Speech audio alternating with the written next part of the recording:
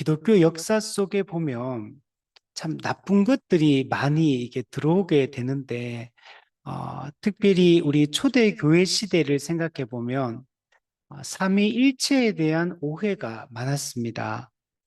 성부 하나님, 성자 예수님, 성령 하나님에 대한 이 오해들이 많았고, 특히 우리 기독론에 대한 오해가 상당히 많았습니다. 그래서 그런 이단들이 아주 많이 등장을 했었는데, 그 이단들의 그런 거짓 주장과 가르침에 대해서 교회가 적절하게 또 대응하고 또 진리를 잘 지켜냈던 것들을 볼 수가 있습니다. 그리고 우리는 중세 우리 로마 카톨릭의 이 거짓된 가르침으로 인해서 교회가 얼마나 큰 고통을 당해 왔는가를 우리 살펴볼 수 있었습니다. 그래서 중세 천년 동안 교회가 거의 암흑기였고, 참된 십자가 복음이 거의 훼손되고, 교회와 하나님 나라가 오해된 이런 시기를 아주 오랜 기간 동안 이렇게 거쳐 왔던 것들을 볼 수가 있습니다. 또한 종교개혁 이후에는 그러면 아무 문제가 없었느냐 하면 또 그렇지가 않습니다. 종교개혁 이후에도 이 거짓된 이 가르침들이 계속적으로 이 등장을 했던 것들을 볼 수 있고, 또 이단들도 등장을 했을 뿐만 아니고, 또 이단이라고 할 수는 없지만 이 정통 성경적인 가르침에서 이 벗어나는 이 거짓된 가르침들이 많이 등장했던 것들을 우리 볼 수가 있습니다. 특별히 그 중에서 우리 이 자유주의 신학은 정말 이 나쁜 영향을 많이 끼친 이 신학이라고 할 수 있습니다.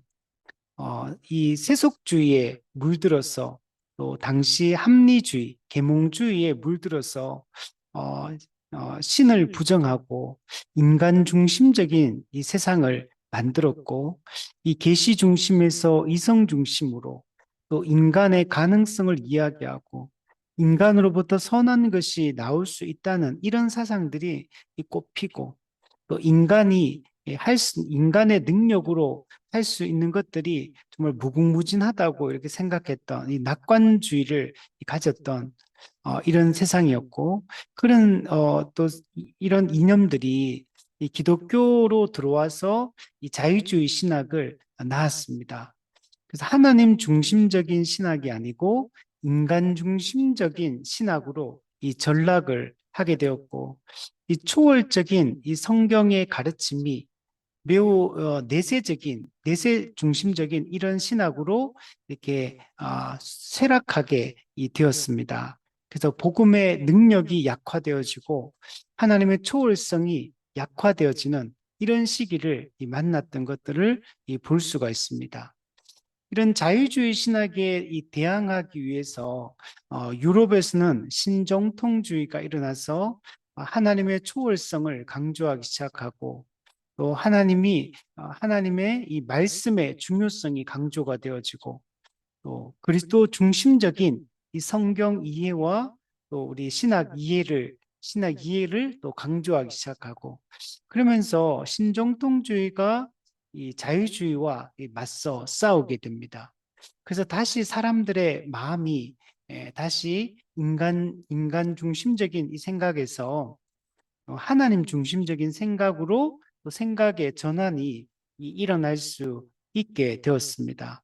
그래서 이 신정통주의도 유럽에서 당시 자유주의에 맞서 싸우면서 큰 역할을 감당했다고 할 수 있습니다.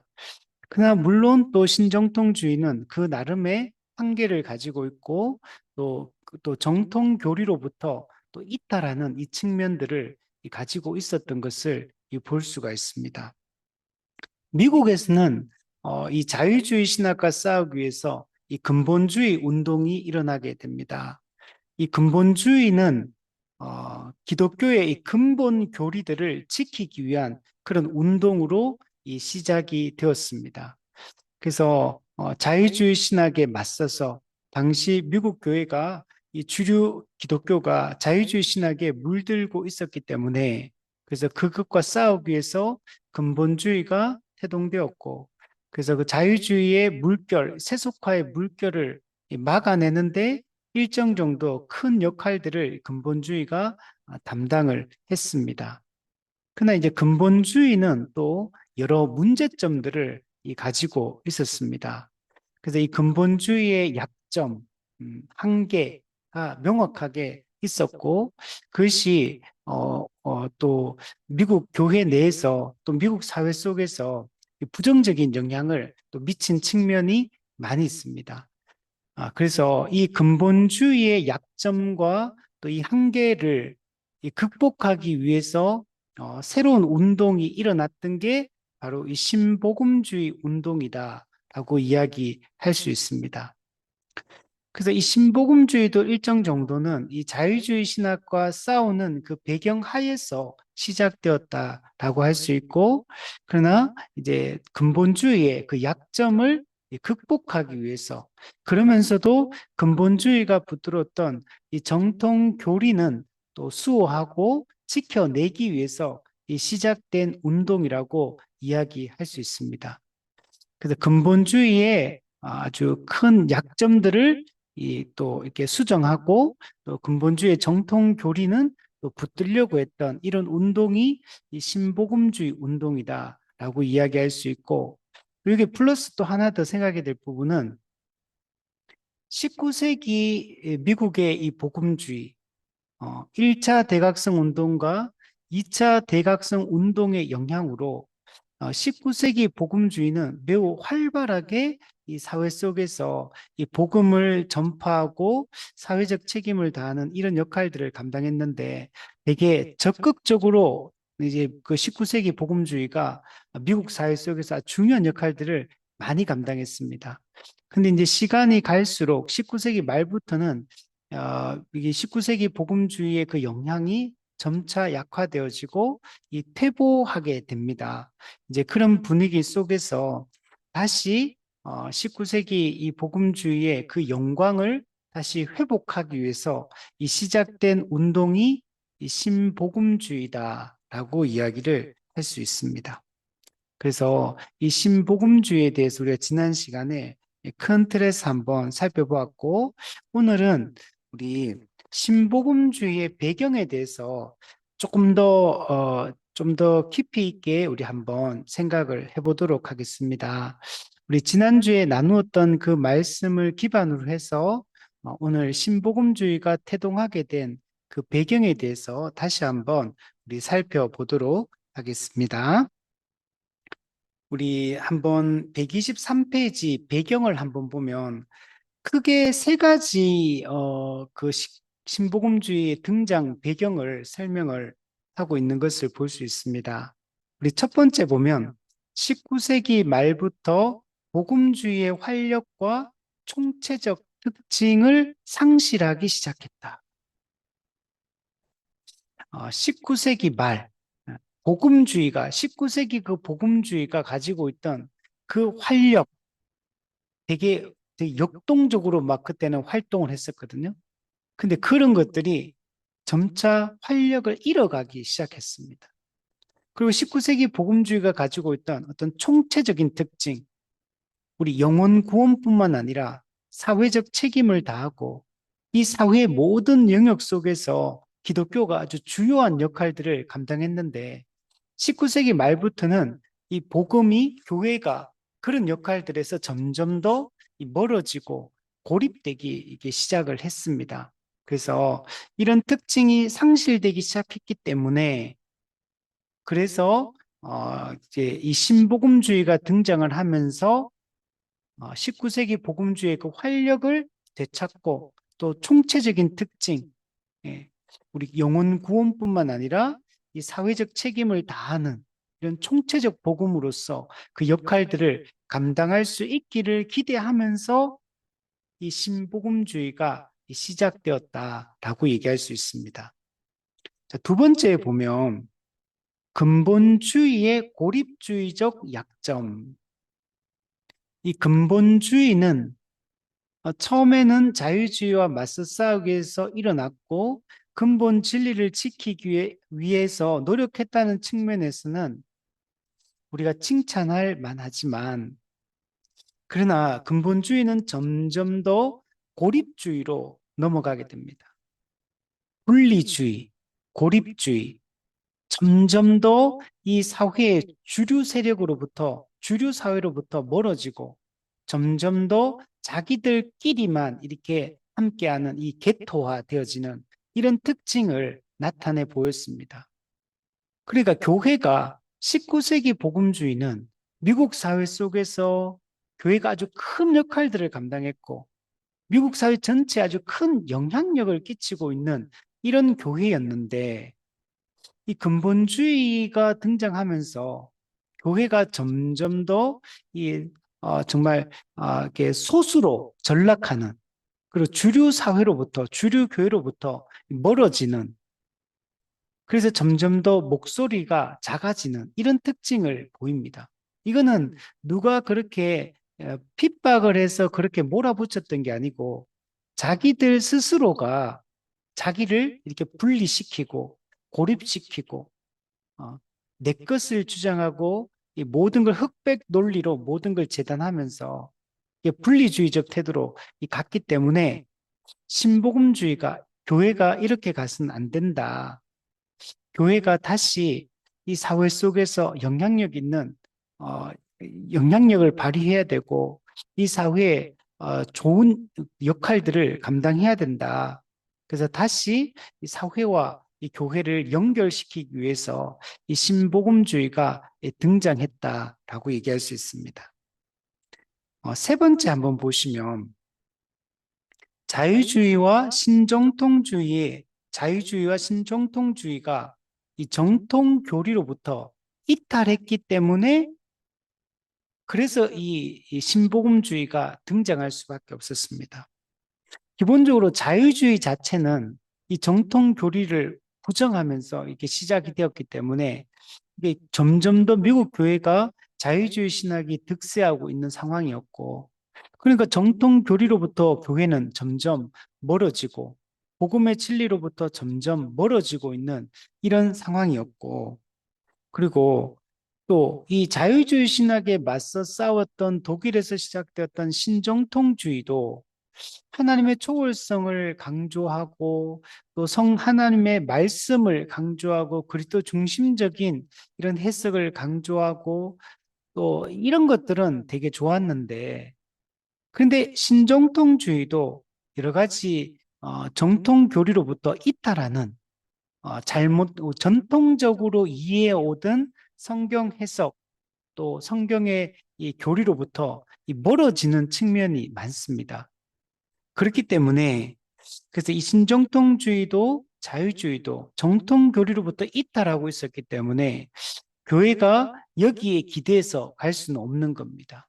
이 잘못을 바로잡아야 되고 그래서 그리고 교회가 이 사회 속에서 정말 영적인 역할 또 사회적 역할들을 잘 감당하기 위해서 신복음주의가 등장했다라고 얘기를 할 수 있습니다. 자, 그래서 정리해 보면 신복음주의는 딱 세 가지입니다. 19세기 복음주의가 활력을 잃어버리고 있었기 때문에. 두 번째는 근본주의가 점점 더 고립적이고 분리주의적인 이 태도를 지녔기 때문에. 세 번째는 자유주의와 또 신정통주의도 이 정통 교리로부터 이탈했기 때문에 미국 교회를 다시 참된 복음과 교리 위에 세우기 위해서 이 신복음주의가 등장했다라고 말할 수 있습니다. 그래서 이 세 가지 측면, 이 세 가지가 신복음주의가 등장하게 된 주요한 이 배경이라고 할 수 있습니다. 자, 그래서 조금 좀 어렵게 느껴질 수 있지만 그래도 우리가 계속 들어왔기 때문에 조금씩은 이해가 될 거라고 생각이 듭니다. 요 세 가지 내용들을 하나씩 한번 구체적으로 한번 살펴보도록 할게요. 자, 첫 번째 한번 볼게요. 19세기 말부터 복음주의의 활력과 총체적 특징을 상실하기 시작했다. 자, 이 말을 우리가 이해하기 위해서는 19세기 복음주의의 특징을 이해하는 게 중요하다라고 얘기했습니다. 우리 지난 시간에 우리가 기본적으로 복음주의라고 얘기할 때는 우리 초대교회와 종교개혁 시대를 우리가 복음주의라고 얘기할 수 있습니다. 참된 복음을 가르치고 참된 복음의 가르침에 따라 살아가는 이런 이제 사상을 가지고 있었죠. 그래서 이걸 우리가 복음주의라고 얘기합니다. 그러다가 미국에서 이제 19세기에 1차 대각성 운동과 2차 대각성 운동이 이제 일어나면서 미국만의 고유한 이 복음 교회 문화가 형성됩니다.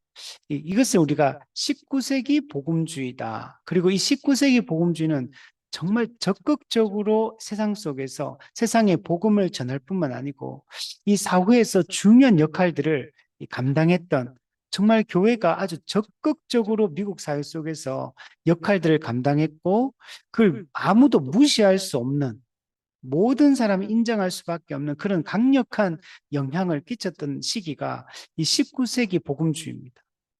그러니까 신복음주의가 19세기 복음주의로 돌아가자고 할 때는 미국 교회의 그 과거의 그 영광으로 돌아가자 이런 의미로도 우리가 말할 수가 있어요.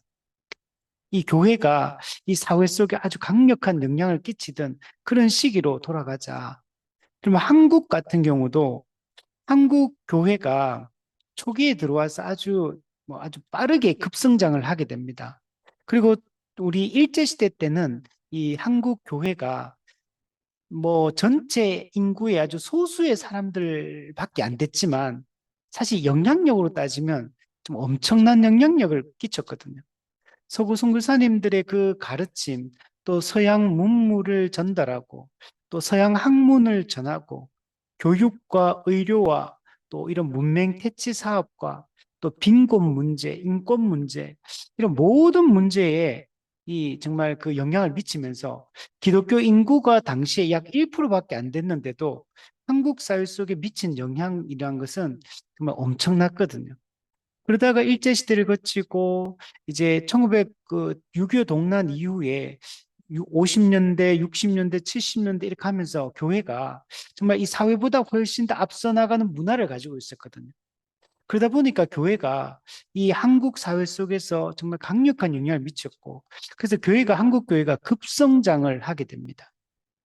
그래서 1980년대까지만 해도 막 1990년대 이제 쇠락하기 전까지만 해도 교회가 정말 70년대, 80년대는 인구의 4분의 1이 기독교인이다, 1200만이다, 기독교 인구가 막 그럴 정도로 교회가 그리고 국회의원의 3분의 1, 반이 기독교인이다, 막 이런 얘기도 있고 또 이 사회 속에서도 기독교 학교, 기독교 재단 역할들도 엄청났고 그렇게 하니까 기독교가 엄청 중요한 역할들을 많이 감당을 했었죠. 그러나 지금 어떠냐면 기독교가 이게 이 한국 사회 속에서 되게 고립되고 있는 지금 현재가 그런 상황이죠. 점점 기독교 인구는 줄어들고 또 사회에 대한 영향력은 약화되어지고 기독교가 이 사회에 전혀 소망으로 사람들이 인식하지 않는 오히려 천덕꾸러기로 정말 문제거리로 이렇게 생각하는 이런 사회적 분위기가 지금은 형성되어 있습니다. 그래서 이런 분위기 속에 있다면 또 교회가 과거에 우리 한국 교회가 그 가졌던 그 영향력과 그 문화로 다시 돌아가자 이런 운동이 일어날 수 있잖아요.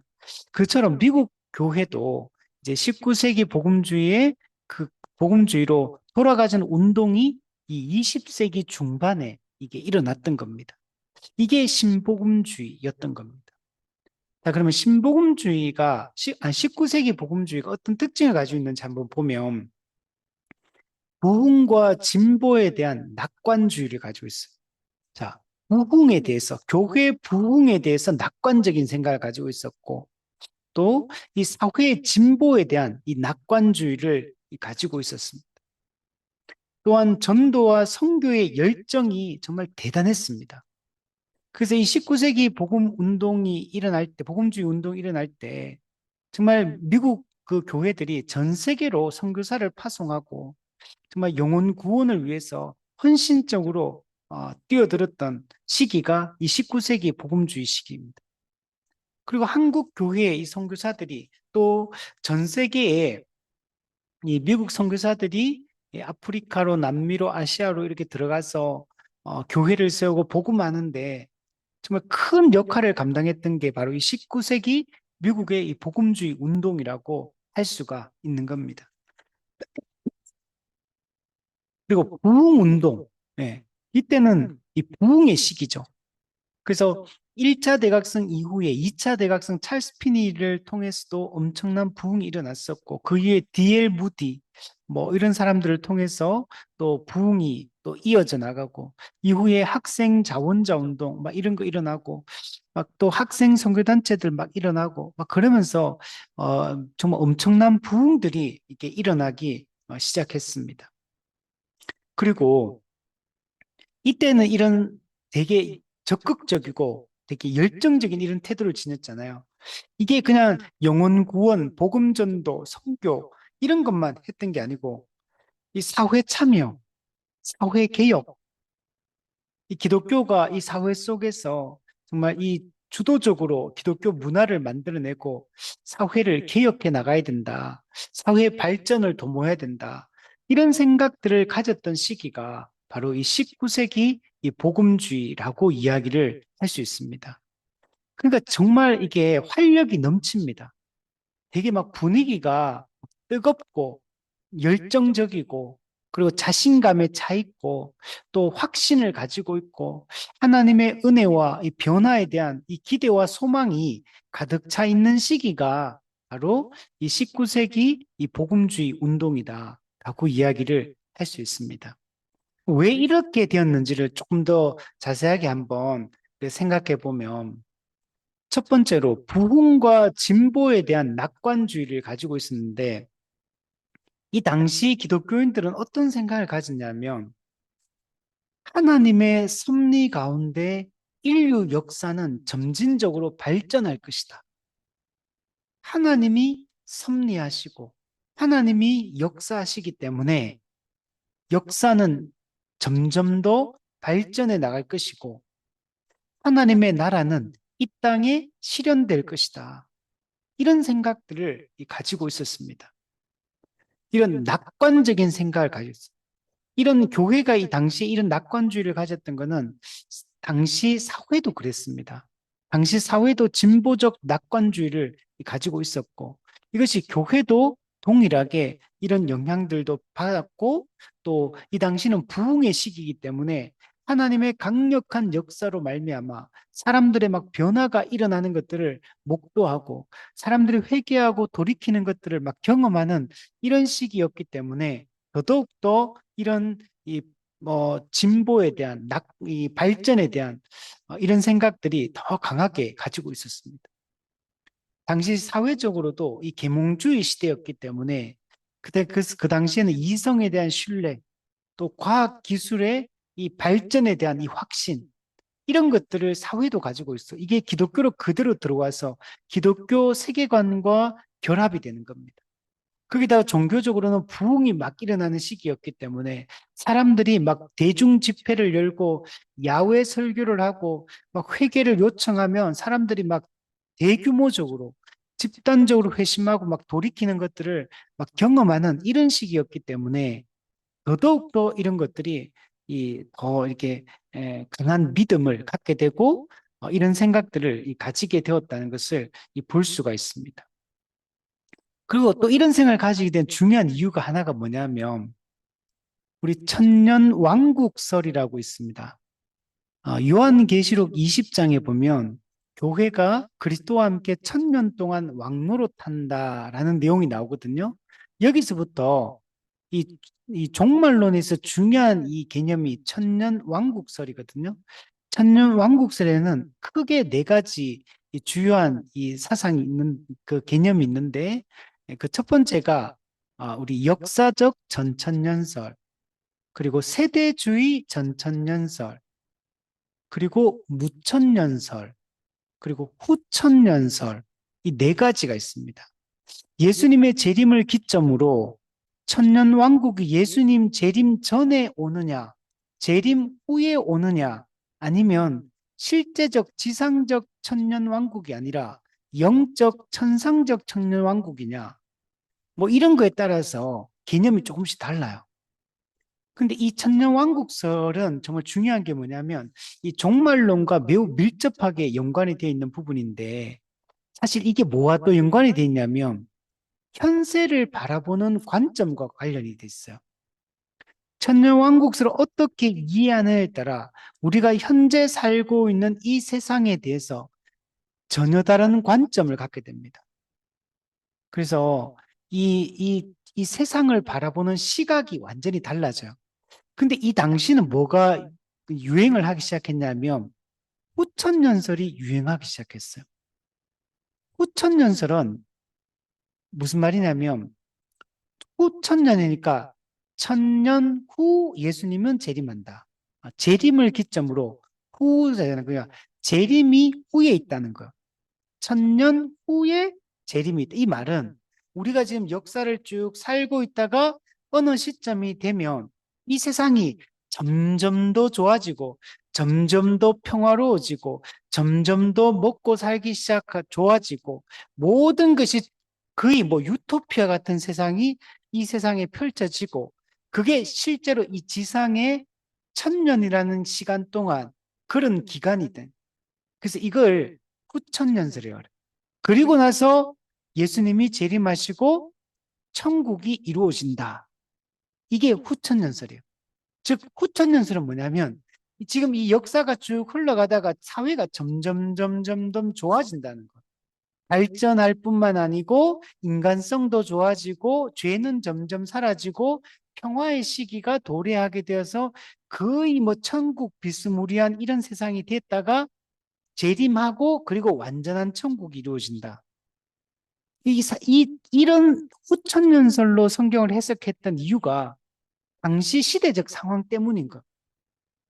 당시 시대 상황, 아까 얘기했던 것처럼 이 사회적으로는 계몽주의 사상, 이성에 대한 신뢰와 이 과학 기술의 발전, 산업혁명 이런 걸 통해 가지고 점점 더 발전되어지는 이런 낙관론을 가지고 있었고, 교회도 종교적으로 미국 같은 경우는 이 부흥 운동이 일어나고 수많은 사람들이 주교로 돌이키는 역사들이 일어나고 막 이런 분위기였기 때문에 자연스럽게 성경 해석에 있어서도 후천연설을 기본으로 한 종말론이 유행하게 되는 겁니다. 그러니까 이 후천연설은 이 사회가 점점 갈수록 점점 좋아진다는 거예요. 점점 발전하고 점점 평화로운 이 사회로 전쟁도 없어지고 사람들은 다 뭐 갈등과 대립과 경쟁과 이런 것들 점점 약화되어지고 다 같이 이웃 사촌에 대해서 잘 먹고 잘 사는 이런 세상이 온다는 거예요. 그게 천년 동안 이 땅에 그 유토피아적인 세상이 이루어진다고 보는 겁니다. 그러니까 이런 게 있기 때문에 복음은 점점 전파돼서 전 세계가 복음화될 것이고, 또 이 세상에 하나님 나라가 이 땅에 점점 더 이루어질 것이고, 전 세계는 기독교화 될 것이고, 사회는 개혁될 것이고, 막 이렇게 생각을 하게 되는 겁니다. 그래서 이런 사상이 이 19세기 복음주의는 이런 생각들을 가지고 있어요. 그러니까 지금 자유주의가 득세하고 세속주의는 강해지고 교회는 점점 이렇게 근본주의 세력에 의해서 약화되어지고 이런 19세기 말로 갈수록 교회는 점점 고립되고 있잖아요. 그러니까 이런 교회가 과거의 그 19세기 복음주의의 그 영광으로 돌아가고 싶은 마음이 들 수밖에 없겠죠. 과거의 그 영광을 회복하자는 이런 운동이 일어나게 된 겁니다. 또 이런 사회가 되니까 전도와 선교에 대한 열정도 당연히 이게 올라갈 수밖에 없어요. 이 19세기 복음주의는 개인의 회심을 중요하게 여겼어요. 한 개인이 회심하는 거. 그러니까 개인의 회심이 중요하면 뭐 어떻게 하겠습니까? 개인을 회심시키기 위해서 우리 열심히 복음을 전하고 해외 선교를 하자. 이런 열정이 불붙을 수밖에 없어요. 그래서 19세기 복음주의 운동이 일어났을 때 미국 교회가 수많은 그 기독교인들을 해외 선교에 이렇게 내보내게 되는 겁니다. 사람들이 스스로 이렇게 해외 선교에 대한 관심이 폭발적으로 일어나면서 자기의 그 인생을 송두리째 이 복음 전파, 복음을 전하는 일에 쏟아붓는 걸 볼 수 있어요. 당시 이때 은혜 받았던 사람들이 다 학생들, 주로 대부분. 10대 후반, 10대, 20대 초반이 제일 많았습니다. 이런 사람들이 내 인생을 그리스도의 푸른 계절이 이 땅에 오게 하기 위해서 전 인생을 걸고 선교에 뛰어들었고, 그리고 정말 수많은 사람들이 당시 순교를 당했습니다. 우리 한국에 온 선교사들 중에도 순교 당한 사람들이 엄청 많아요. 근데도 불구하고 한 사람이 이렇게 순교당해서 떠나게 되면 또 다른 또 사람이 들어와서 그 자리를 메꾸고 또 순교당하고 또 새로운 사람이 들어와서 복음을 전하고 이런 일들을 일어났던 그들에 의해서 오늘 우리도 이 복음을 전해 들을 수 있었던 겁니다. 정말 그들에 비하면 오늘 우리는 정말 어쩌면 너무 부끄러운 삶들을 살고 있다고 우리 생각할 수 있어요. 그들은 전 인생을 정말 복음을 위해서 던지는 이런 인생을 살았거든. 그러니까 이제 이런 전도와 선교의 열정이 불붙을 수밖에 없고 또 이 복음 전도 해외 선교 이런 것뿐만 아니고 교육, 의료, 문맹 퇴치, 또 빈민 선교, 도시 전도 이런 것들이 아주 활발하게 일어났던 시기.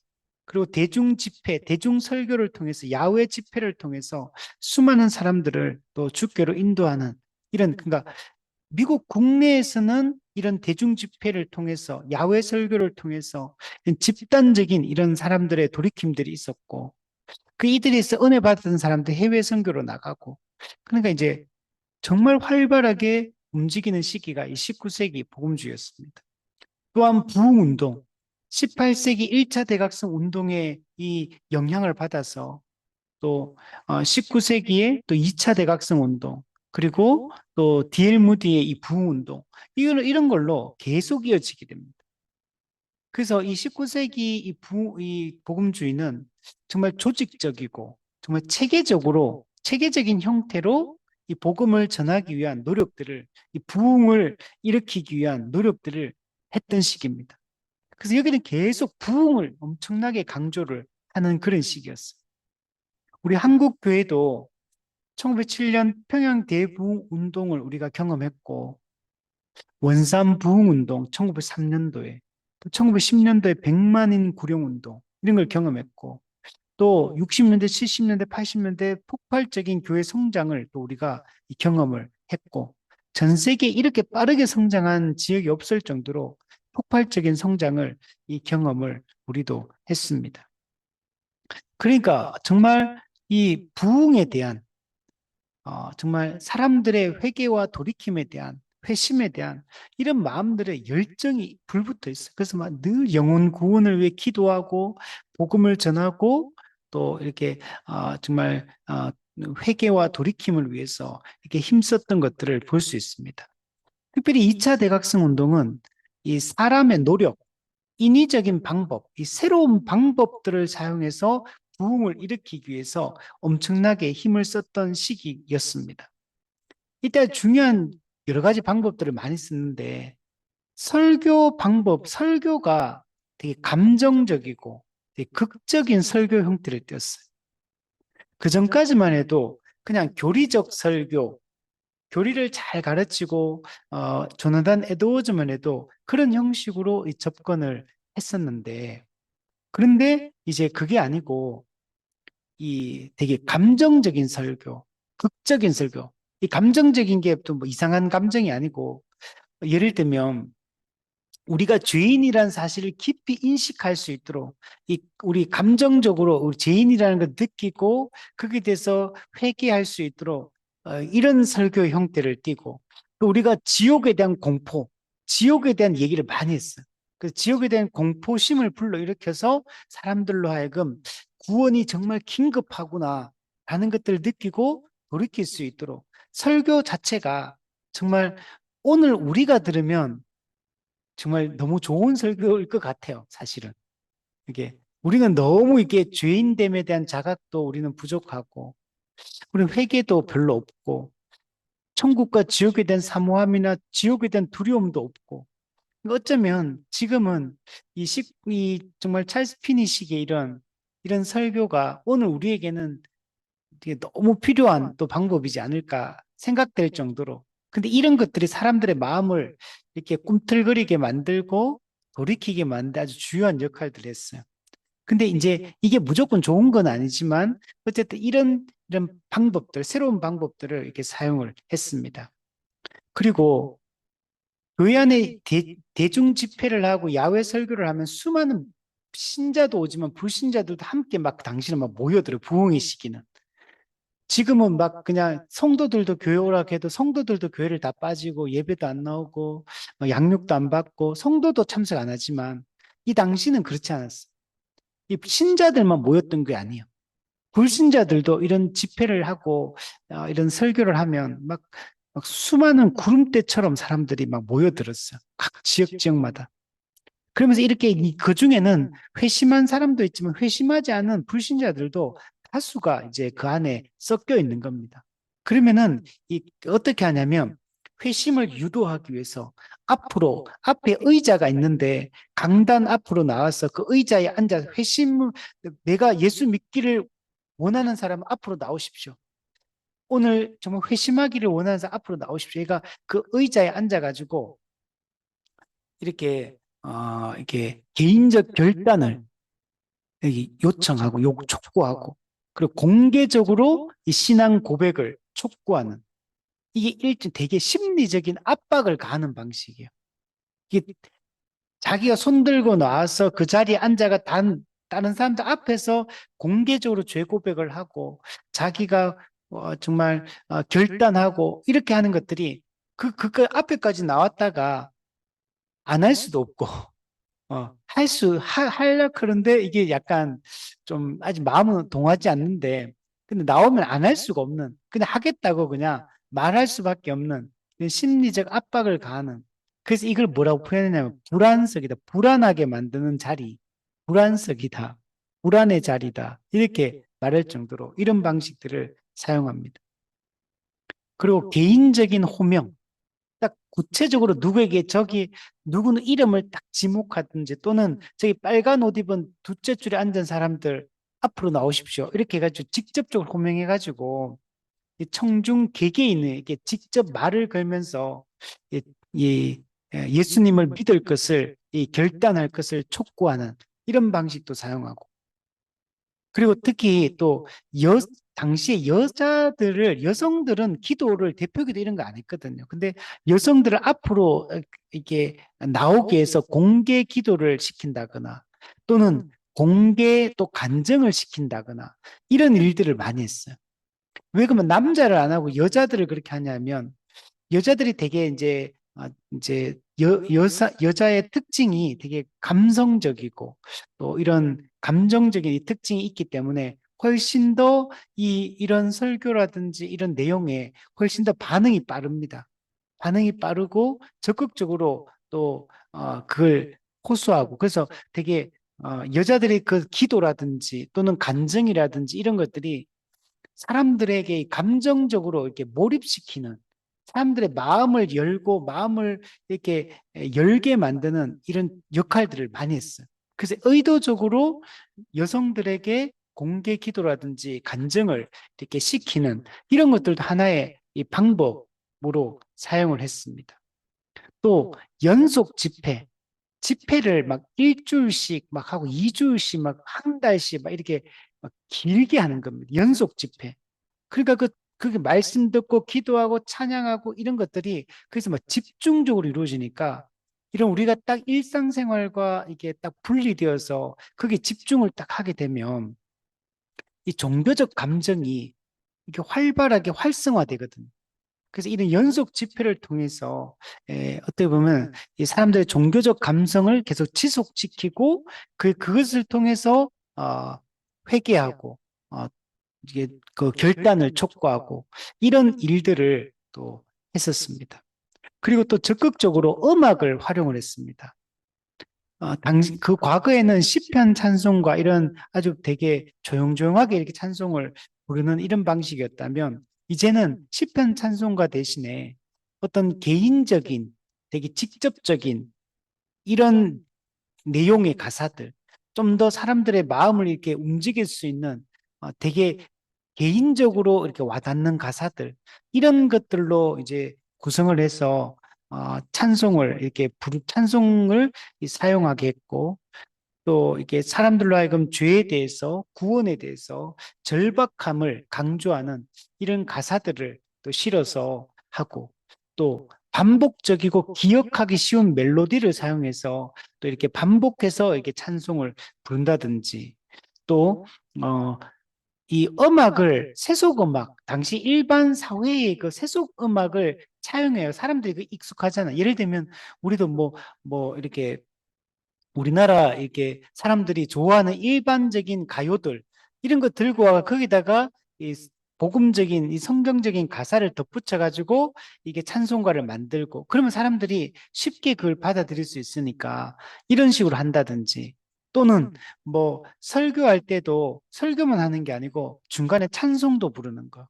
또 어떤 뭐 결단을 촉구할 때 우리가 요즘도 막 그 교회에서 뭐 할 때 뭐 중요한 순간에 음악 반주 착 깔고 막 이렇게 아니면 중간중간에 뭐 찬송을 막 부르면서 같이 마음을 이렇게 막 끌어모으고 이렇게 하듯이 적절한 어떤 순간순간마다 찬송가를 집어넣어서 이렇게 음악을 활용해서 사람들의 마음을 더 여는 이런 방식을 추구했던 게 이 당시의 이 분위기였습니다.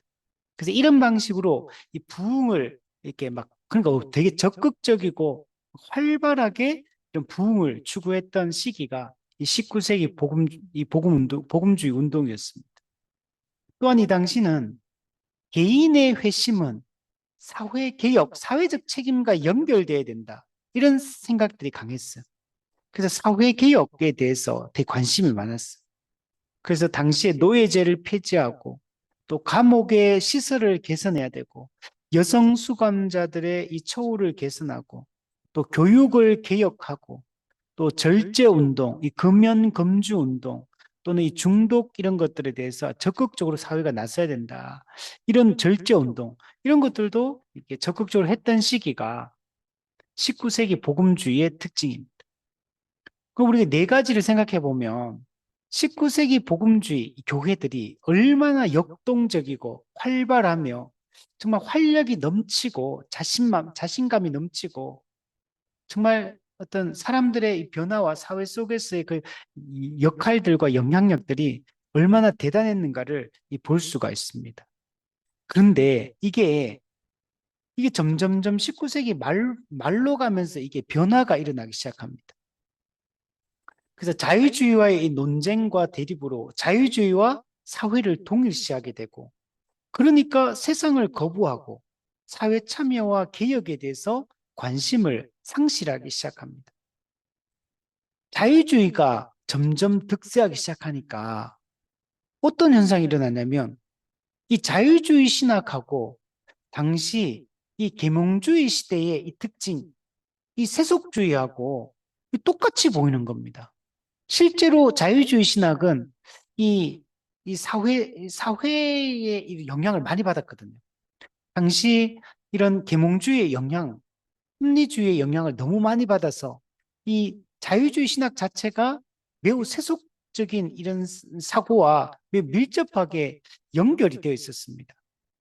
그러니까 자유주의 신학이 점점 득세하니까 이런 복음주의를 따르던 사람들은 뭐라고 생각하냐면 이 자유주의 신학하고 이 세상하고 이 사회하고 똑같다. 그럼 우리가 자유주의 신학 받아들일 수 없듯이 그럼 우리가 이 세상도 받아들일 수 없다. 이 사회도 우리는 함께 할 수 없다. 이렇게 생각을 하게 되는 거예요. 그러니까 이 19세기 말부터 미국 복음주의가 점점 세상으로부터, 이 사회로부터 멀어지기 시작하는 겁니다. 이 타락한 세상, 이 엄난한 세상, 우리가 여기 함께 할 수 없다. 이 세속의 문화와 이 제도와 이 학문과 여기 우리가 동참할 수 없다. 이제 이런 방향으로 가게 되네. 그러다 점점 더 이 사회와 동떨어진 이 교회가 될 수밖에 없는 겁니다. 자유주의 신학이 등장했다는 것은 이 세속적 사상이 교회 안으로 침투하기 시작한 것이고, 그러면 우리가 이것을 막아야 된다라는 생각들이 많았습니다. 당시 자유주의 신학은 독일 자유주의에서부터 성경을 비평주의로 읽는 방식, 성경을 역사적 문서로 그냥 취급해버리는 것. 살아계신 하나님의 말씀이 아니라 역사적 문서를 취합한 것이다. 이렇게 생각하고, 또 당시에 찰스 다윈의 진화론이 점점 득세하면서 창조론을 몰아내기 시작합니다. 이 우주의 기원에 대해서 왜곡된 생각들을 갖게 됩니다. 또 당시 또 독일의 칸트 철학이 기독교를 해체시키고 기독교의 이 형이상학적인 부분들을 전부 다 이상한 방향으로 다 왜곡시키는 것을 보게 됩니다. 그러니까 이 현대적 사상들, 이 현대 세속주의 사상이 교회하고는 맞지 않다. 그래서 이것을 다 우리는 거부하고 타협하지 말고 이걸 다 몰아내야 된다. 그래서 이 기독교가 이 사회로부터 이 적대적인 이런 태도를 갖게 됩니다. 그 자유주의를 어떻게 생각했냐면 세속적 합리주의가 종교적으로 들어와서 가면을 쓰고 있는 거, 이게 자유주의 신학이다.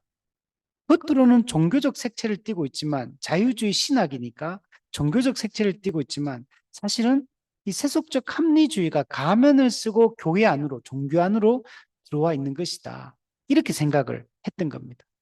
그러니까 이 자유주의 신학도 거부하고 이 사회도 거부하는 이런 방향으로 이렇게 나아가게 됩니다. 극단적으로 이렇게 가니까 너무 문제점들이 많이 발생을 하기 시작합니다. 그러니까 교회가 이렇게 가서는 안 된다라는 이 반성이 나오게 되고, 그래서 신복음주의가 등장을 하게 된 겁니다. 자, 이게 첫 번째 신복음주의의 등장 배경입니다. 자, 두 번째 보면 근본주의의 고립주의적 약점. 네. 자유주의에 대항해서 근본주의 신학이 등장했는데, 근데 근본주의는 고립주의로 가게 됩니다. 분리주의로 가게 됩니다. 아주 철저한 이 폐쇄적인 집단으로 교회가 이렇게 스스로 자신을 가두기 시작합니다. 그러니까 여기에 대해서 신복음주의를 주장했던 사람들은 교회가 이렇게 가서는 안 된다. 교회가 다시 이 사회적 영향력을 다시 회복해야 된다. 그래서 이 근본주의의 이 고립주의가 가지고 있는 이 약점과 한계를 극복하기 위해서 신복음주의가 등장을 하게 됩니다. 근데 이 신복음주의는 근본주의 자체를 완전히 부정하는 게 아니라 근본주의의 정통 교리는 받아들이고, 그러나 근본주의가 가지고 있던 이 반지성적, 반문화적 이 고립주의 태도, 이것은 우리가 걸러내야 된다. 그래서 이런 비판적 개성을 해야 된다. 이런 생각을 가지고 있었던 겁니다. 근본주의는 문제점들을 많이 가지고 있었습니다. 우리 밑에 보시면 근본주의는 자유주의에 대항하여 성경적 정통적 교리를 지키기 위해 애썼다. 이거는 근본주의의 우리 어떻게 보면 이게 좋은 점입니다. 자유주의 신학에 대항을 했기 때문에 이 복음의 진리를 지킬 수가 있었습니다. 만약 이 당시에 미국 교회가 근본주의 운동이 일어나지 않았다면 사실 이 복음의 진리를 미국 교회가 잘 지키지 못했을 가능성이 높고, 그러면 미국 교회는 이 자유주의 신학에 완전히 물들어서 더 오랜 기간 동안 자유주의 신학에 물든 이 기독교가 될 수밖에 없었을 겁니다. 그런데 이 근본주의가 일어나면서 이 자유주의 신학에 대항했고, 그 실제로 자유주의 신학이 미국 교회에서 약화되는 아주 중요한 역할들을 했던 게 이 근본주의입니다.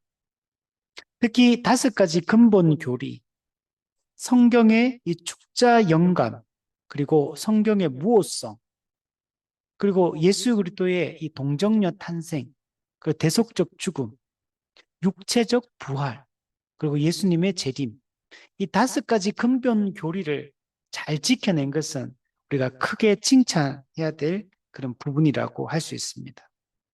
그러나 이 근본주의는 앞서 얘기했던 것처럼 자유주의를 세상의 문화와 동일시해버립니다.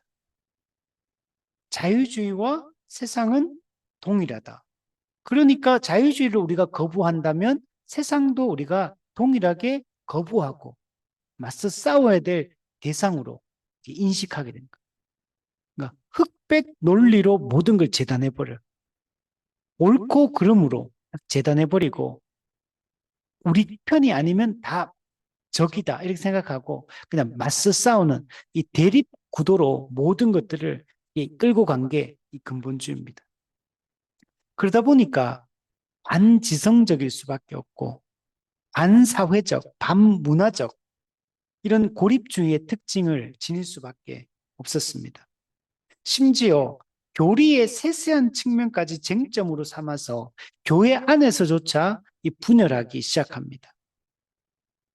근본주의는 근본적인 진리는 우리가 타협할 수 없지만 교리의 어떤 세부적 사항에 있어서는 우리가 좀 해석이 좀 다르다 하더라도 우리가 근본 진리에 함께 동의하는 우리 기독교인들끼리는 함께하고 연합하고 이렇게 가야 되는데 근데 그게 아니고 이런 교리의 세부적인 차이, 아주 세미한 차이 이런 것들을 신앙의 본질적인 문제로 이해하는 것.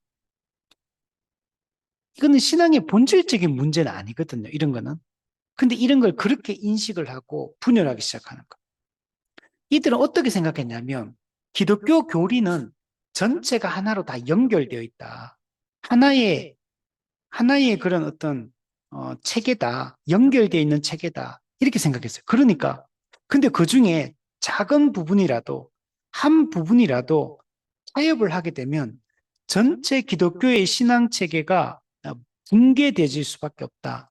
그러니까 이 작은 차이도 이걸 우리가 이게 엄격하게 따져야 된다. 해석의 어떤 미세한 차이, 뉘앙스의 차이까지도 이걸 우리가 철저하게 분석해서 옳은 것과 그른 것을 명확하게 분별해서 우리가 이걸 우리가 거부해야 된다. 이렇게 생각을 했던 겁니다. 그래서 작은 그 차이도 자유주의 신학으로 미끄러지는 경사로의 시작이다. 이런 식으로 얘기해요.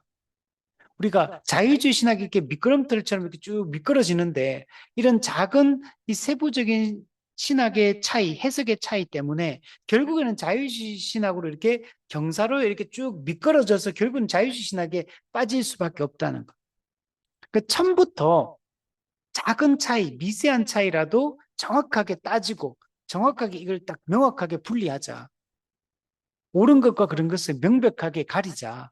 이제 이런 태도를 지니다 보니까 같은 기독교 안에서도 같은 복음주의 안에서도 약간씩 어떤 교리적 차이가 있는 것들을 못 받아들이는 것. 그래서 이 같은 복음주의 내에서도 이런 차이들을 못 받아들이고 분열해버리는. 그래서 교단 내에서 기독교 내에서조차도 점점 더 분리주의적인 태도를 이 근본주의는 가졌던 것을 볼 수가 있습니다.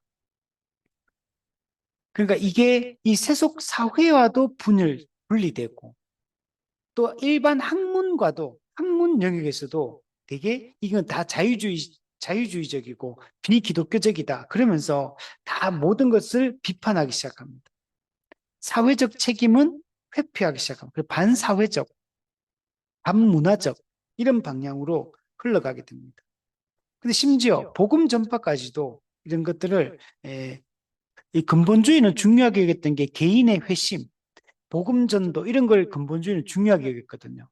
그런데 점점 반사회적, 반문화적인 입장으로 가버리니까 이 불신자들하고 만날 기회도 없는 거, 복음을 전할 기회조차도 없어지게 되고 또 세상 사람, 이 믿지 않는 사람들이 가지고 있는 어떤 사회적인 태도, 또 문화에 대한 인식, 문화 코드, 언어, 또 그들이 쓰는 언어에 대한 이해, 이런 것들이 근본주의자들은 안 맞는 겁니다. 왜? 이 사람들은 다 분리해가지고 다 무자르듯이 흑백 논리로 다 잘라버렸으니까 그 이들에게 복음을 전해서 영혼 구원을 해야 되는데 이들과 만나서 복음을 전하려고 해도 이미 생각이 너무 다르고 코드가 너무 다른 거, 너무 안 맞는 거. 그러니까 복음 전도조차도 중요하게 여겼지만 제대로 할 수 없는 이런 분위기로 근본주의가 흘러가게 됩니다.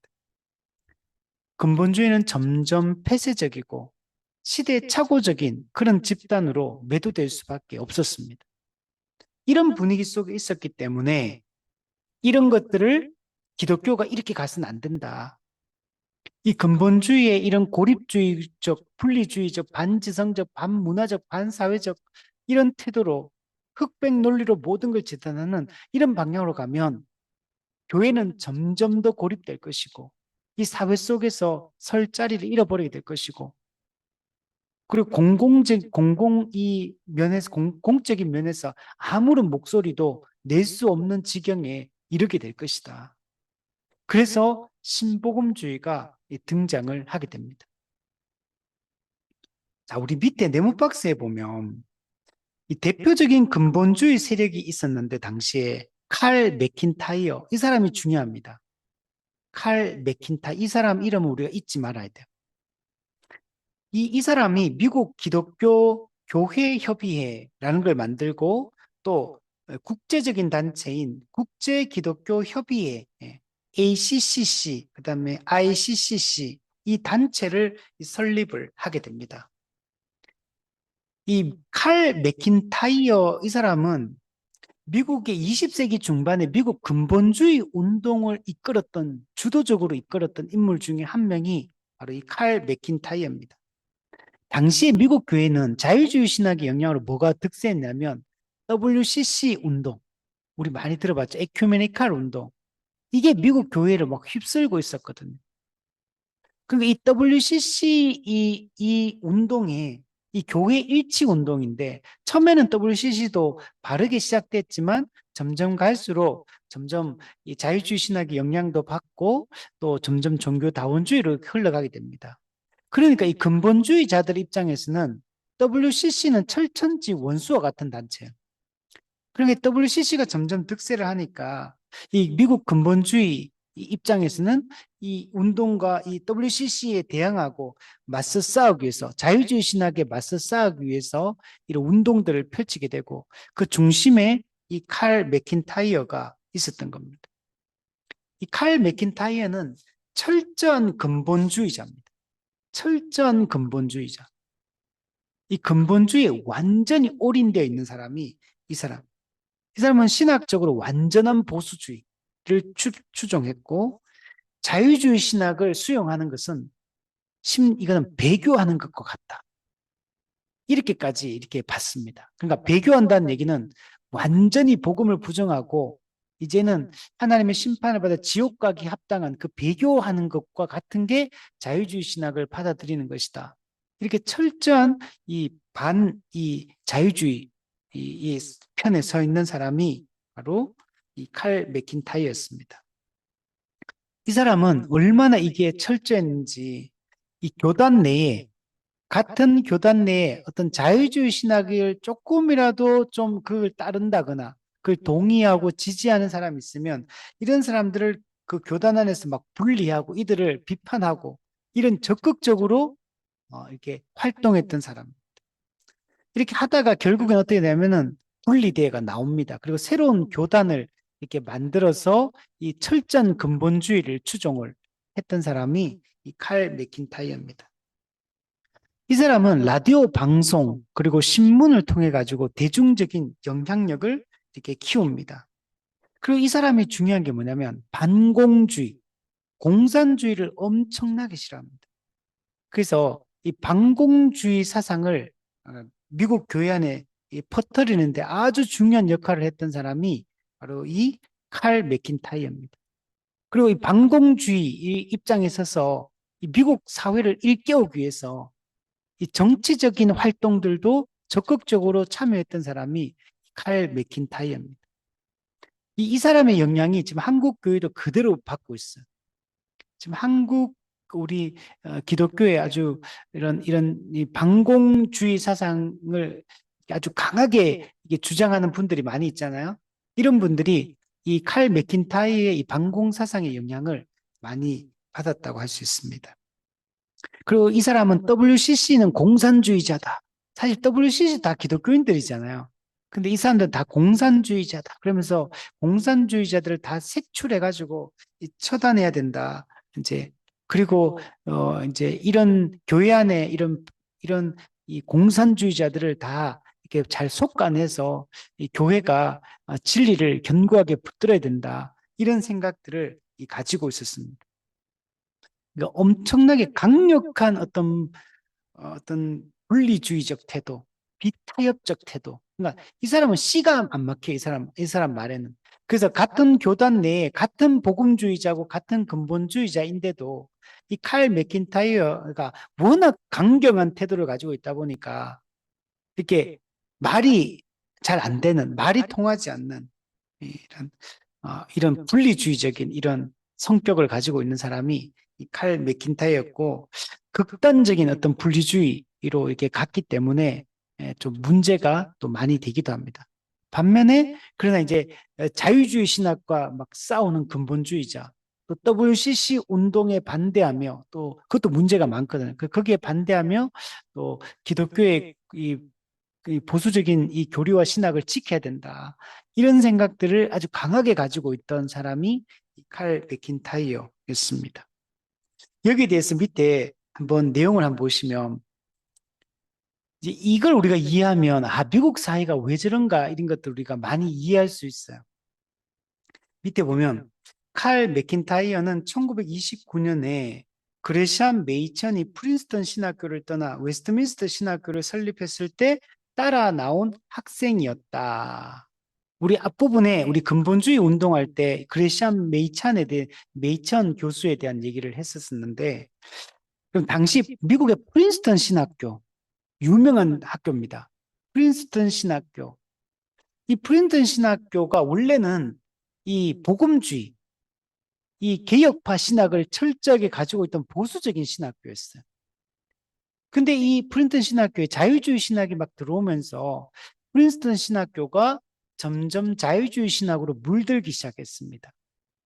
그러니까 이 프린스턴 신학교의 교수였던 그레시안 메이천을 중심으로 거기에 아주 복음주의를 지켜야 된다. 참된 복음적 가치를 지켜야 된다. 자유주의 신학으로부터 이 진리를 우리 보호하고 지켜야 된다라고 생각하는 사람들이 그 프린스턴 신학교에서 나와서 웨스트민스터 신학교를 설립을 합니다. 그러니까 이 그레시안 메이츠는 우리 좋은 분이요. 이 복음주의이고 그래서 이 자유주의 신학과 싸우기 위해서 프린스턴 신학교를 나와서 웨스트민스터 신학교를 이렇게 설립을 했고 이때 이 메이천을 따라 나왔던 학생 중에 한 명이 누구냐면 칼 맥킨타이어였습니다. 자, 그래서 이렇게 태동된 이 웨스트민스터 신학교 그리고 메이천이 이 교단을 만듭니다. 이 당시는 자유주의 신학이 워낙 득세하고 있었기 때문에 이제 주류 교단이 자유주의 신학으로 넘어갔기 때문에 그래서 이 보수적인 신학을 붙들고 이 정통 교리를 붙들기 위해서 정통 장로교회, 이 OPC, 오토독스 프레스비테리안 처치, OPC, 정통 장로교회. 이거는 좋은 교회예요. 그래서 이 교단을 이걸 만들게 됩니다. 자, 이때 그러니까 메이천과 칼 맥킨타이어는 스승과 제자로서 또 이게 같이 이 자유주의 신학에 맞서 싸우기 위해서 함께 이 보수 신학을 붙들기 위해서 노력했던 그 인물입니다. 자, 그런데 이제 나와서 교단이 만들어지고 했는데 이 메이천 그리고 그의 지지자들과 맥킨타이어 사이에 갈등이 일어나게 됩니다. 뭔가 처음에는 같이 나와서 같이 자유주의 신학을 싸우고 이 정통 교리를 지키려고 했는데 나와서 보니까 또 세부적인 내용에 들어가 보니까 생각이 또 다른 거예요. 그래서 갈등이 일어나기 시작했고, 그리고 결국에는 맥킨타이어가 거기서 떨어져 나오게 됩니다. 그리고 그가 세웠던 신학교가 페이스 신학교, 페이스 신학, 철저한 근본주의를 이제 기반으로 한 이런 신학교를 설립을 하게 되고, 그리고 정통 장로교회로부터도 나와서 새로운 교단을 만드는데, 그게 성경장로교회, BPC, 성경장로교회를 설립을 하게 됩니다. 이렇게 되었던 중요한 이유가 이 메이천을 따르는 그 지지자들과 이 칼 맥킨타이어 사이에 이 두 가지, 크게 보면 두 가지 문제점, 생각이 달랐는데, 첫 번째는 종말론, 종말론이 달랐어요. 천년 왕국설에 대한 이해가 달랐습니다. 그 두 번째는 주초, 술, 담배 문제. 교회는 술, 담배 문제에 대해서 어떻게 처신해야 되는가? 메이천과 이 칼 맥킨타이어 사이에 이 생각의 차이가 났습니다. 그래서 이게 분리가 되었던 겁니다. 자, 그럼 요걸 한번 생각해 보면, 그러면 종말론에 있어서 어떤 차이가 있냐면, 이 메이처는 철저히 개혁주의 종말론을 가지고 있었고, 근데 칼 맥킨타이어는 세대주의 종말론을 가지고 있었습니다. 이게 문제야.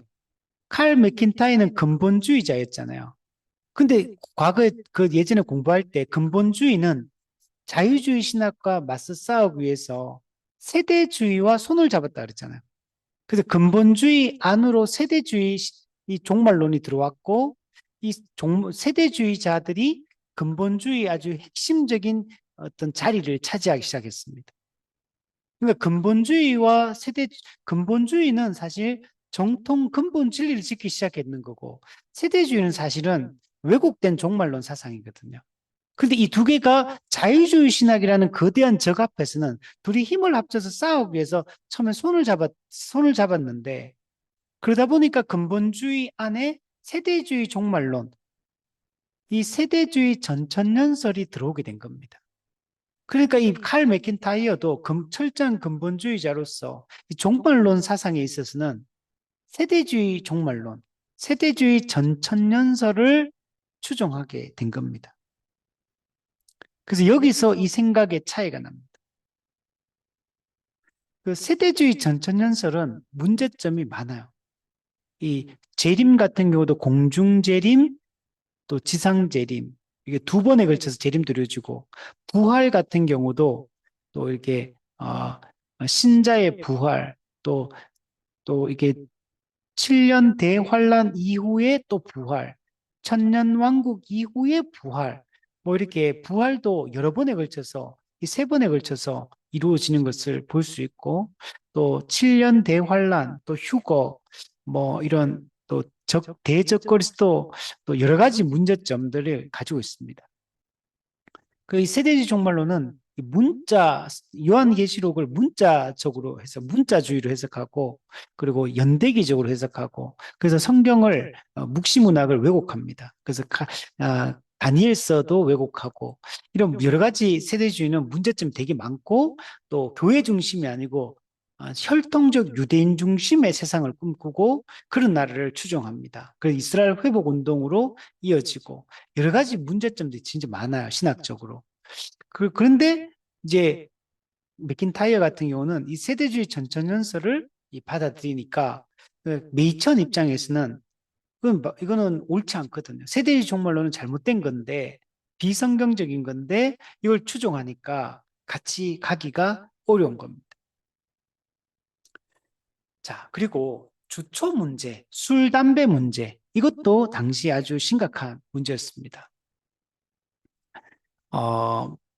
이게 메이천 같은 경우는 어떻게 되냐면은 기독교는 우리 성경은 자유를 얘기해요. 예수님을 믿으면 우리가 자유를 얻었다. 그래서 개인의 자유, 개인의 양심 이런 것들을 강조를 합니다. 그러니까 이 술, 담배 문제에 있어서도 메이천 같은 경우는 술 마시는 행위 그 자체가 성경적으로 금지되었다기보다는 술 취하는 거, 그리고 술에 중독되는 거, 이게 문제다. 이렇게 본 거예요. 그래서 술을 한 번 마셨다고 해서 담배를 한 번 피웠다고 해서 그게 뭐 어떤 구원의 문제와 뭐 연관된다거나 그게 막 엄청나게 막 신앙적 결격 사유가 된다거나 그렇게까지는 생각하지 않았어. 근데 취하는 것과 또 이게 중독되는 거는 분명히 잘못된 게 맞다. 문제가 있다. 그러나 뭐 이게 술이나 담배를 이제 그렇게까지는 이해하지 않고 개인의 신앙의 양심에 따라 자유에 따라서 잘 판단해서 그것이 과하게 되지 않도록 해야 된다. 약간 이런 입장을 메이처는 가지고 있었습니다. 그래서 당시에 법으로 이제 금주법이 이렇게 만들어질 때도 이 금주법을 이제 금주하자는 거예요, 금주. 근데 이걸 이 정치적인 문제다. 그리고 교회가 이걸 개인에게, 각 성도에게 강요하는 것은 옳지 않다. 이렇게 해서 반대합니다. 그래서 법으로 규제하기보다는 이 성경의 원리와 또 이렇게 개인의 신앙 양심을 따라서 이 술, 담배 문제를 잘 이렇게 대처하자. 약간 이런 입장을 취하고 있던 게 메이천의 입장이었습니다. 근데 반대로 맥킨타이어는 철저한 금주, 철저한 금연을 해야 된다. 이 술과 담배는 인간을 이 타락시키는 이 도덕적으로 타락하게 만드는 것과 매우 밀접하게 연관이 되어 있다. 그렇기 때문에 이거는 개인의 양심에 맡겨둘 문제가 아니고 기독교인들이 거룩하게 살기 위해서 필수적으로 이거는 금지해야 된다. 그리고 성경 장로 교회 같은 경우는 우리 그 맥킨타이어가 만들었던 여기는 교단 헌법에다 아예 기독교인은 금면을 해야 된다. 이렇게 명시를 교단 헌법에 적었습니다. 그래서 이, 이 메이천의 이 술과 담배에 대한 이 생각, 이게 사실은 맞는 거죠. 이게 술, 담배 자체가 뭐 이렇게 그게 막 죄라거나 그런 건 아닙니다. 이게 어떤 일종의 기호식품 같은 것이고, 그러나 인간의 죄성이 술, 담배와 만났을 때 이게 타락하게 되고 죄를 짓게 될 가능성이 매우 높죠. 그렇기 때문에 기독교는 기본적으로 술, 담배를 이제 금연, 이 절제 운동이 미국에 시작된 그 절제 운동이 한국에도 이 근본주의가 들어오면서 이제 한국에도 그대로 우리 금주 운동으로 한국에도 자리 잡아서 한국 교회는 좀 더 철저하게 이런 부분들을 강조를 했습니다. 물론 지금은 이제 이런 것들도 많이 무너졌지만 그래서 어쨌든 그러나 맥킨타이어는 또 되게 좀 율법주의적, 근본주의는 약간 율법주의적 이런 태도가 강하거든요. 그래서 아주 철저하게 모든 걸 이제 접촉하지 않도록 또 끊어버리고 이 사회에 접촉하지 않도록 하는데 이제 어떤 강조점을 두고 있는 걸 볼 수 있어요. 이게 사실은 이제 어, 개인적으로 제가 생각할 때 목회적으로 봤을 때 또 인간의 죄성으로 봤을 때 그냥 맥킨타이어처럼 완전한 금연 이게 헌법에 그냥 집어넣는 게 저는 좋다고 봐요. 어, 이 인간이 이게 열어두면 이게 통제를 스스로 못해요. 통제를 못하고 그래서 이제 이게 막 죄와 매우 밀접하게 연관이 되는 경우가 많죠. 그러나 또 이걸 그러니까 사실은 또 이게 법으로 만들어서 이렇게 한다고 또 이게 되는 건 아니에요, 사실은. 그래서 우리가 이 메이천처럼 이 술과 담배에 대한 성경적 이해를 시키고 그리고 우리가 술, 담배를 하지 말자 이런 율법주의적인 태도로 접근하기보다는 우리가 그리스도인다움이었던 것인지 우리가 하나님의 은혜가 무엇인지를 계속 강조하다 보면 그리스도인 스스로가 이런 것들을 잘 통제하고 절제할 수 있을 거라고 생각을 합니다. 그래서 사실은 네이천의 방식이 저는 옳고 그러나 또 이제 맥킨타이어가 또 우려했던 바도 충분히 우리의 죄성이나 우리 현대 그리스도인들의 모습을 보면 또 왜 그렇게까지 이렇게 강조했는가 또 그런 게 어쩌면 또 좀 필요할 수도 있겠다라는 생각이 또 들기도 합니다, 사실은. 음. 어쨌든 이런 차이들 때문에 이게 서로 분리가 되게 됩니다. 또한 밑에 보면 이칼 맥킨타이어는 메이천보다 더 보수적이요, 더 근본주의적인 신앙 유형을 가지고 있었습니다. 그래서 이 두 요소, 이게 세대주의 전천연설, 이건 잘못된 거죠. 그리고 주초 문제에 대한 금융금주운동, 여기 플러스 철저한 반공주의, 철저한 반공주의를 가미하면서 정통 장로교회, 이 메이천이 또 이루었던 교단 같은 경우는 지역 교회와 학문 영역에서 자기 기반을 쌓았던 것과는 달리 이 칼 맥킨타이어는 어떻게 했냐면 미국 사회 전반에서 아주 극단적인 보수 정치, 극단적 보수 정치, 또 사회적 행동을 표방하는 운동체로 발전했다. 즉, 이런 이렇게 근본주의 입장에서 입각해서 이 철저한 반공주의 사상을 가지고 아주 행동을 합니다. 이렇게 완전히 분리시키고 축출하고 몰아내고 싸우고 막 적극적인 행동을 통해서 이 이렇게 이 교회의 이렇게 보수 기독교가 가지고 있던 그 생각들을 근본주의 가지고 생각들을 관철시키려고 하는 이런 태도를 봅니다. 이게 어쩌면 좀 좋아 보이기도 해요. 좋아 보이기도 한데, 근데 사실 이게 되게 위험한 방식이에요. 그래서 우리가 어떤 잘못된 사상들 뭐 이런 거 싸울 때 좀 세게 싸울 필요도 있잖아요. 사실은 어떤 세속주의 물결과 이제 그런데 이런 분위기로 가잖아요. 그 나중에 되면 큰 문제가 발생합니다. 이게 적절하게 균형을 이루지 못하고 이게 극단으로 치우치게 됩니다. 그래서 이게 문제점을 발생시킵니다.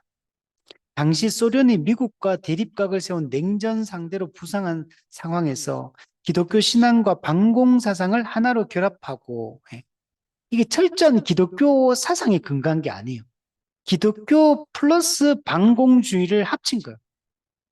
근데 사실 겉으로 드러나는 건 반공주의가 더 세게 드러나게 돼 있어요.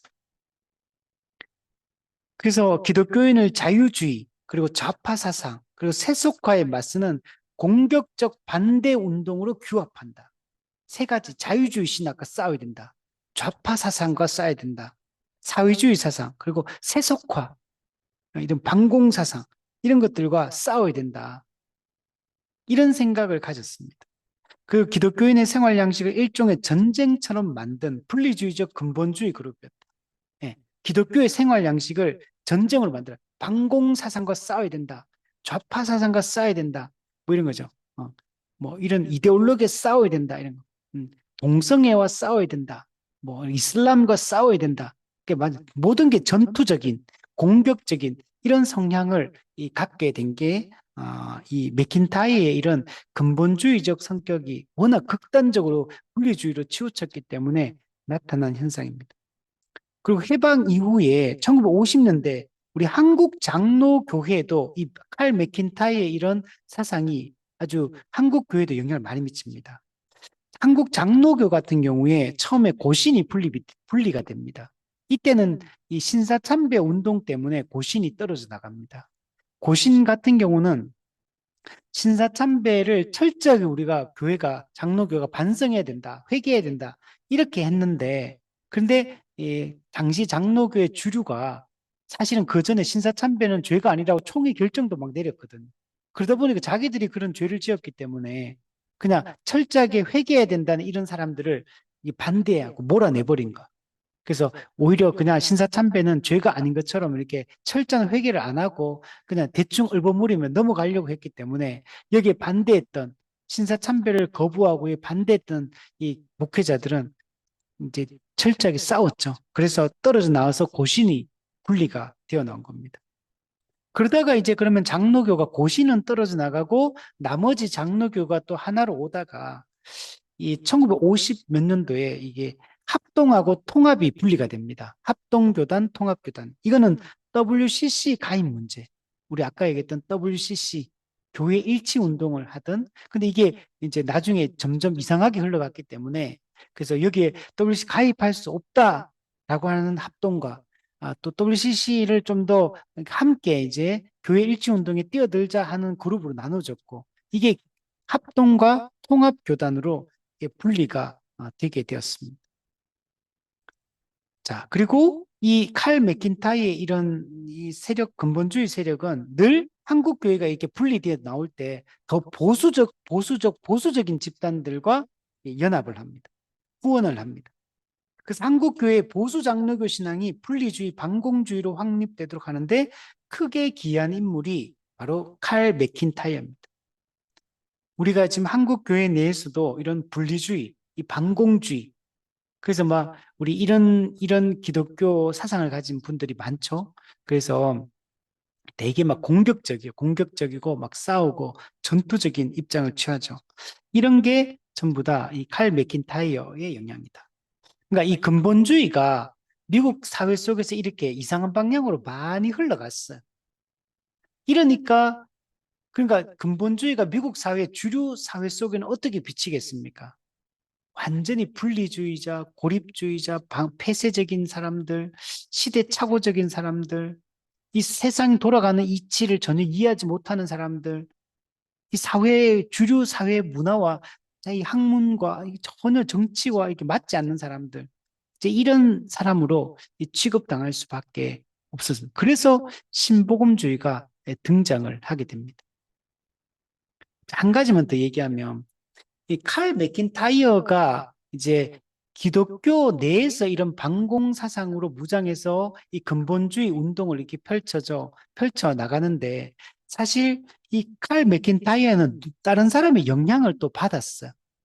유명한 사람이 여러분 메카시즘이라고 여러분 들어봤는지 모르겠는데, 미국에 1950년대 미국의 상원 의원 중에 조지프 메카시라는 상원 의원이 있었습니다. 이 사람이 이 반공, 이 미국 그 국회에서 반공주의 광풍을 불러일으킨 사람이 미국 사회 전체에 반공 사상의 이 열풍을 불러일으킨 사람이 이 메카시 의원입니다. 이 사람이 이 합리적인 근거도 없이 당시에 미국의 어떤 엘리트들, 뭐 공무원이든지 정치인이든 또 뭐 사회인이든 예술가든 이런 사람들 중에서 그 사람들 이 사람들 공산주의자라고 낙인 찍고 다 색출해가지고 막 감옥에 가두고 막 괴롭히고 막 엄청난 일들을 벌였어요. 그래서 여기서부터 출발해서 이제 이 미국이 이제 반공 사상으로 한동안 막 광풍이 막 불었던 시기가 있었습니다. 근데 이런 배경이 있어요. 2차 세계대전이 1945년도에 우리 해방될 그때 2차 세계대전이 끝납니다. 근데 2차 세계대전이 끝나자마자 전 세계가 냉전 체제, 이 콜드워, 냉전 체제로 이게 돌입합니다. 그래서 미국과 구소련을 중심으로 해서 공산주의와 이, 이 자본주의, 민주주의 체제가 이 대립을 하게 됩니다. 이제 이런 상황이 이게 발생되게 되다 보니까 당시 미국 사회는 미국과 소련, 공산주의와 이 자유민주주의, 이 체제 간에 막 다툼이 막 전 세계적으로 일어났잖아요. 그러니까 미국 국민들이 어떤 생각을 가졌냐면 공산주의에 대한 어떤 공포를 느껴요. 극심한 공포를. 근데 그렇게 된 중요한 이유가 소련이 핵무기를 개발합니다. 핵무기. 그리고 핵실험에 성공을 합니다. 이제 이러다 보니까 막 공산주의에 대한 광풍이 불어요. 거기다가 소련이 공산주의였을 뿐만 아니라 중국이 또 공산주의로 넘어갑니다. 중국이 문화혁명이 일어나면서 공산주의화됩니다. 공산화되어지고. 그러니까 소련과 중국이 공산화 딱 되다 보니까 전 세계로 이제 공산주의가 확산될 것에 대한 엄청난 두려움이, 위기의식이 이게 확산이 되게 됩니다. 거기다가 이게 냉전이 전쟁이 발발했는데 어디서냐면 한국에서 6.25 전쟁이 터져버려요. 6.25 전쟁은 단순히 남한과 북한의 이 전쟁이 아니거든요. 이거는 전 세계 냉전 체제에서 이 공산주의와 자유민주주의 체제의 어떤 그것이 갈등과 이 그런 대립이 폭발한 곳이 한국이었던 거예요. 근데 이건 한국 자체의 잘못이라기보다는 전 세계적인 현상의 어떤 그 전쟁터로 여기가 이제 전쟁이 터진 거예요. 예를 들면 뭐, 뭐, 이게 뭐 지금 이게 나토와 이게 러시아 간의 이 갈등이 우크라이나 이 전쟁으로 터지는 것처럼 이제 어떤 지점에서 이게 폭발하는 거죠. 이러다 보니까 미국에는 공산주의에 대한 두려움, 경계심, 의심 이런 것들이 극단적인 형태로 나타나요.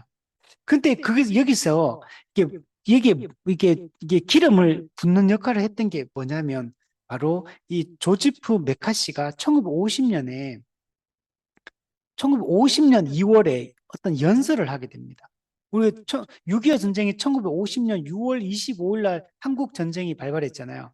그 바로 4개월 전 미국의 1950년 2월 달에 이 메카시 의원이 그 연설을 하나 했는데 여기서부터 이 메카시즘, 이 반공 사상이 미국에서 먼저 불이 붙기 시작해요. 본격적으로 불붙기 시작해요.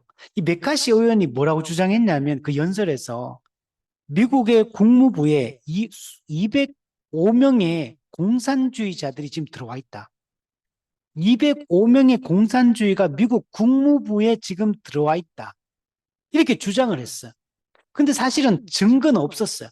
구체적인 증거는 없이 그냥 국무부에 205명의 공산주의가 있다라고 주장했고, 근데 그게 사실은 근거도 없는 얘기였는데, 근데 당시에 이렇게 막 소련 뭐 공사나 뭐 이런 것들이 막 한국 전쟁 막 이런 것들이 한국 전쟁이 일어나진 않았지만 이런 막 분위기가 막 그런 냉전 분위기였기 때문에 그러니까 당시 불안한 이 미국 사회 분위기 속에서 큰 파장을 일으키게 되고 그러니까 사람들이 막 깜짝 놀란 거예요. 공산주의자? 미국 정부의 공산주의자가 이렇게 많다고? 그러면서 미국 사회 속에 침투해 있는 이 공산주의자들을 색출해내야 된다. 이런 막 피바람이 불기 시작한 거예요. 그래서 미국의 국방부, 국무부, 막 할리우드, 막 예술계, 정치계, 문화계, 막 종교계, 막 온통 공산주의자를 색출해야 된다. 이런 분위기가 광풍이 막 불기 시작해요. 그 실제로 막 수많은 사람들, 무고한 일반 시민들이 사실은 공산주의자라고 낙인 찍고 막 잡아가가지고 막 고문하고 막 감옥에 가두고 막 난리가 난 거예요. 이런 게 막 일어났는데 심지어 국방부도 막 국방부 안에도 막 공산주의자들이 있다. 막 미국 육군에도 공산주의자가 있다. 막 이렇게 막 난리가 나는 상황 가운데 미국 육군 변호사 중에 한 사람이 이제 여기에 대해 문제를 제기하고 이 메카시가 너무나 폭력적이고 너무나 비이성적인 태도로 막 그냥 이 사람들 그냥 공산주의라고 낙인 찍고 막 공격하고 막 폭력을 가하고 막 잡아가고 막 이렇게 하니까 메카시 청문회가 열리게 돼요. 그래서 1954년도 그러니까 약 한 4년 동안 광풍이 불고 1954년 4년도에 미 육군에서 메카시 청문회가 열리게 되고 이때 여기서 메카시 의원의 이 문제점들이 텔레비전 생중계를 통해서 다 드러나게 됩니다. 그러면서 이 메카시 열풍, 반공주의 열풍, 이게 이제 한층 이제 누구로 들게 되고, 그리고 결국에는 메카시 의원이 탄핵을 당해가지고 이제 의원직을 이제 상실하고 쫓겨나게 됩니다. 근데 이때 이 메카시즘, 이게 반공주의 열풍이 불 때 종교계에서 이 사람 운동에 동조했던 사람이 누구냐? 칼 맥킨타이예요. 종교계에서 이 메카시 의원을 지지하고 옹호하고 이 반공사상, 반공주의에 동조하면서 종교계의 공산주의자들을 색출해내서 다 처단해야 된다. 이제 약간 이런 주장을 펼쳤던 사람이 칼 맥킨타이어였습니다. 그러다 보니까 이런 운동들이 이렇게 강하게 일어났던 거고. 그러니까 이제 교회가 완전히 이런 근본주의 세력 그 중심 인물인 칼 맥킨타이의 이런 반공 사상 뭐 이런 것들이 막 종교계에도 막 너무 심하게 불고 막 이래 버리니까 더 이상 이렇게 교회가 가면 안 된다라는 이 반성이 일어나게 되고 신복음주의가 이 등장을 하게 됐던 겁니다. 자, 마지막으로 자, 짧게 마지막 보면 자유주의 그리고 신정통주의가 정통 교리 신학으로부터 이탈해 버렸습니다. 19세기부터 전 세계적 영향력을 행사한 이 자유주의 이게 완전 복음을 완전히 해체시켜 버리고 정통 교리와 신학을 무너뜨리는 이런 역할들을 하게 됩니다. 그리고 여기서 중요한 게 자유주의 이게 WCC 세계교회 협의회 에큐메니칼 운동 이게 이 자유주의 신학을 기반으로 해서 이런 역할들을 정통 교리로부터 이탈되는데 중요한 역할들을 또 하게 됩니다. 그래서 여기에 신복음주의는 반대하면서 싸우게 됩니다. 그리고 두 번째 보면 20세기 초부터 자유주의에 대항하여 기독교의 초월성을 강조했던 이 신정통주의. 그러나 이 신정통주의도 이 성경에 대한 자유주의의 이 비평주의, 비평 방법, 이걸 받아들입니다. 그 성경을 살아계신 하나님의 말씀으로 안 보고 역사적 문서로 보고 그 역사적 문서인 성경이 하나님의 그게 하나 성령의 역사에 의해서 각 사람에게 이게 영향을 끼치기 시작할 때 그게 하나의 말씀이 된다는 이런 사상을 펼치기 시작하고 뿐만 아니고 삼위일체에 대한 이해 또 뭐 다른 많은 부분에 있어서 이 정통 교리로부터 신정통주의도 이탈을 하게 됩니다. 다르게 해석하기 시작해요. 그러니까 자유주의 신학도 문제고 또 신정통주의가 자유주의 신학에 대항해서 일어났다 하지만 또 신정통주의도 일정 정도의 역할은 했지만 또 참된 이 정통교를 벗어나는 지점들이 있다 보니까 신복음주의 입장에서는 이런 것들도 용인할 수가 없는 거죠. 그러니까 이런 것 자유주의도 반대, 또 신정통주의의 또 잘못된 점도 비판하면서 반대, 그리고 근본주의가 가지고 있던 약점과 한계도 반대하면서 정통교리와 신학을 붙들고 그리고 이 사회 속에서 그 교회가 다시 19세기 복음주의의 그 영향력을 그 운동성을 그 활력을 다시 회복해서 교회가 정말 이 사회 속에서 정말 하나님 나라를 이루어내고 정말 이 사회를 변혁시켜 나가자. 이런 마음으로 시작된 것이 바로 신복음주의다. 자, 근데 이 신복음주의도 사실 그러면은 더 정통 교리와 신학을 붙들어야 되잖아요. 근데 신복음주의도 또 교리를 너무 단순화시켜 버리고 또 참된 진리를 너무 과도하게 단순화시켜 버림으로 말미암아 그리고 너무 또 이게 이 세상의 교회가 또 접촉하기 위해서 너무 타협적인 이 방식들을 많이 사용하고 하다 보니까 신복음주의도 많은 문제점들을 드러낸다는 것들을 우리 볼 수가 있습니다. 자, 그래서 우리가 이 내용들에 대해서 오늘 살펴보고 우리 다음 주에 또 이 신복음주의의 또 주요 내용, 또 주요 인물들에 대해서 또 우리 한번 살펴보도록 하겠습니다.